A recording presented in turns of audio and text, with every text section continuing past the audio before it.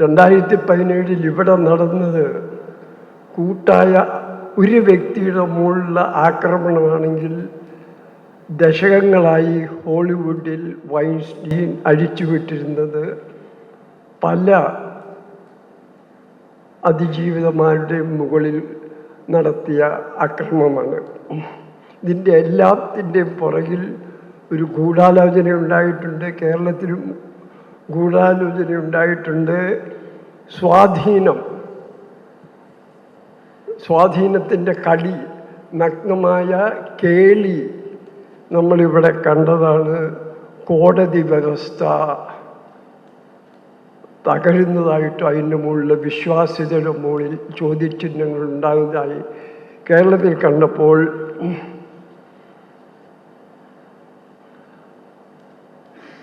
ഹോളിവുഡിൽ നടന്നത് വർഷങ്ങളുടെ നിശബ്ദതയ്ക്ക് ശേഷം ഓരോരുത്തരായി അതിജീവിതകൾ പുറത്തു വന്നു. അവർക്ക് സംസാരിക്കാൻ തന്നെ പ്രയാസമായിരുന്നു.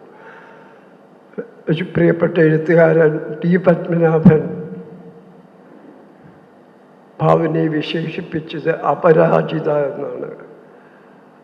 ഈ ഒരു മുഴുവൻ സംഘർഷത്തിൻ്റെ ഇടയിലും പതറാതെ അവിടെ നിലനിന്നപ്പോൾ വൈൻസ്റ്റീൻ്റെ ഇരകൾ പലരും മാനസിക രോഗത്തിന് ഇരയായി, പലർക്കും ആത്മഹത്യകൾ ചെയ്യേണ്ടി വന്നു. ഒരു വലിയൊരു സമൂഹത്തിൻ്റെ, സ്ത്രീ സമൂഹത്തിൻ്റെ പീഡനത്തിനാണ് അത് വഴിവെച്ചത്.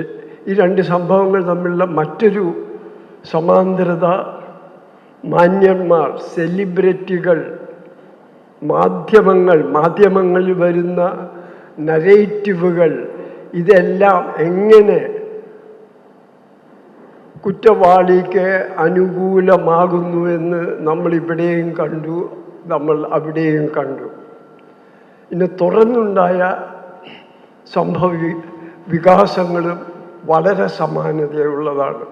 ഇന്നും മുഴുവനായിട്ട് പുറത്തു വരാത്ത വൈൻസ്റ്റീൻ ഫയൽസ് ഒരു ഭാഗത്ത്, ഇന്നും മുഴുവനായിട്ട് പുറത്തു വരാത്ത ഹേമ കമ്മിറ്റി റിപ്പോർട്ട് കേരളത്തിൽ. പക്ഷെ വൈൻസ്റ്റീൻ സംഭവം ലോകത്തിലെ സ്ത്രീ തൊഴിൽ സ്ഥലത്ത് പീഡനം അനുഭവിച്ച സ്ത്രീകൾക്ക് മുഴുവൻ ശബ്ദം നൽകിക്കൊണ്ട് ഒരു വലിയ പൊട്ടിത്തിരി നടന്നു. ആ പൊട്ടിത്തിരിയാണ് നമുക്കെല്ലാം അറിയാവുന്ന പോലെ മീ ടു മൂവ്മെൻറ്റ്. കേരളത്തിൽ അതുപോലെയുള്ള ചില അനുരണനങ്ങൾ ഉണ്ടായി. WCC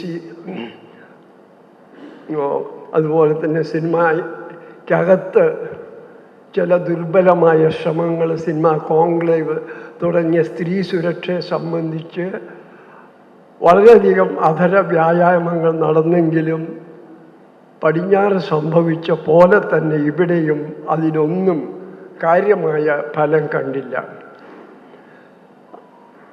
ഇത് രണ്ടും തമ്മിലുള്ള മറ്റൊരു വലിയ സമാനതയാണ് ഇന്നത്തെ ഈ ചടങ്ങ്. വൈൻസ്റ്റീൻ്റെ അക്രമത്തെ മുഴുവൻ പുറത്തു കൊള്ളുന്നത് ജോഡി കാൻഡറും മെഗാൻ ടൂഹിയും കൂടി എഴുതിയ ഷീ സെഡ് എന്നുള്ള പുസ്തകമാണ്. ഷീ സെഡിൽ എന്നുള്ള പുസ്തകം എഴുതുന്നതിൽ ഈ രണ്ട് ഗ്രന്ഥകർത്തികൾക്കും ലോട് സംസാരിക്കാൻ പോലും അവിടുത്തെ അതിജീവിതകൾ തയ്യാറായിരുന്നില്ല. ഇതിൻ്റെ മുഴുവൻ സിസ്റ്റത്തോട് ഫൈറ്റ് ചെയ്തുകൊണ്ടാണ് ഈ ബെസ്റ്റ് സെല്ലർ അമേരിക്കയിൽ പുറത്തു വരുന്നത്.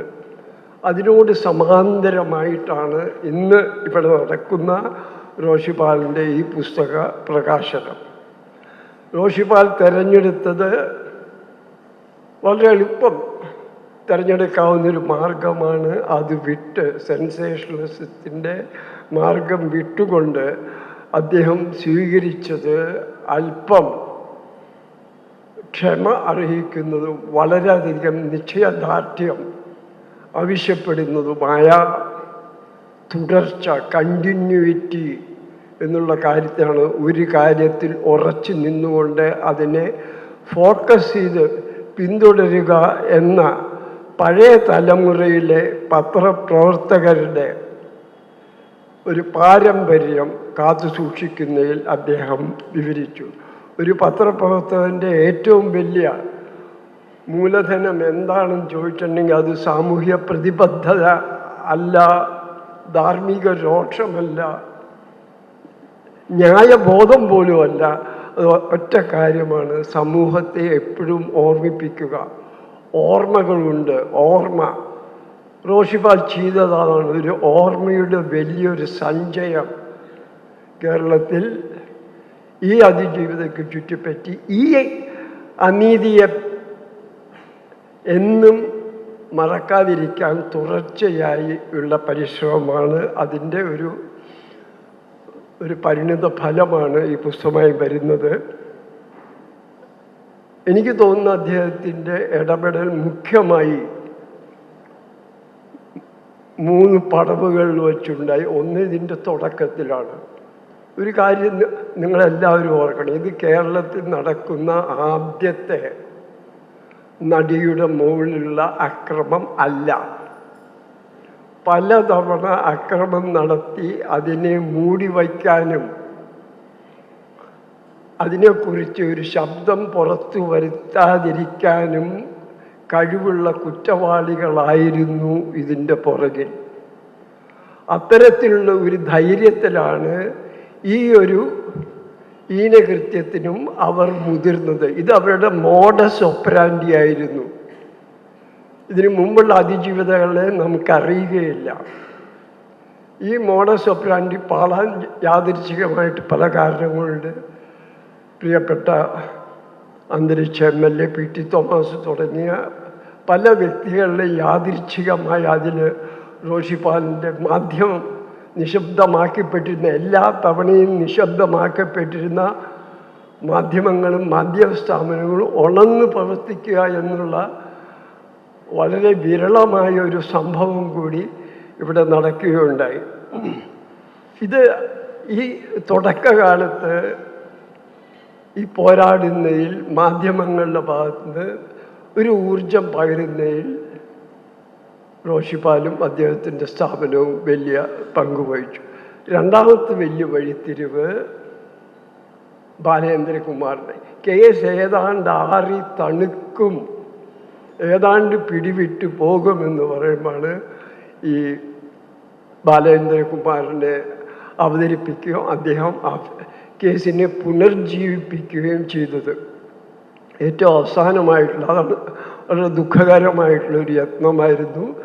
ഇതിലെ മുഖ്യപ്രതിയായ പൾസർ സുനിയുമായിട്ടുള്ള ദീർഘമായിട്ടുള്ള ഇൻ്റർവ്യൂ, ഇത് രഹസ്യ ക്യാമറയിൽ പകർത്തിയ ഇൻ്റർവ്യൂ ആണ്. ഇതിൽ വ്യക്തമായിട്ട് ഈ ഗൂഢാലോചന എന്താണ്, ഇന്നും തെളിയിക്കപ്പെടാത്ത ഗൂഢാലോചന എന്താണെന്ന് ആ ഇൻ്റർവ്യൂവിൽ വരുന്നുണ്ട്. പക്ഷേ നമ്മുടെ ന്യായപീഠങ്ങൾ അത് കണ്ടില്ല എന്ന് നടിക്കാനാണ് ശ്രമിച്ചത്. അതുകൊണ്ട് തീർച്ചയായിട്ടും ധൈര്യത്തോടും റോഷിപാലിനോട് സ്വയം കരുതാം. സമൂഹത്തിനോടുള്ള കർത്തവ്യം താൻ നിർവഹിച്ചുവെന്ന്, ഇനിയും ഈ കേസ് ഒരു ക്ലോഷറായിട്ടില്ല, പല വഴിത്തിരിവുകളുടെ മെമ്മറി കാർഡ് തുടങ്ങി പലതും. എന്നാൽ ഏറ്റവും കാണാപ്പുറം, ഈ കേസിൻ്റെ കാണാപ്പുറം, വീണ്ടും ഞാൻ വൈൻസ്റ്റീനിലേക്ക് പോവുകയാണ്.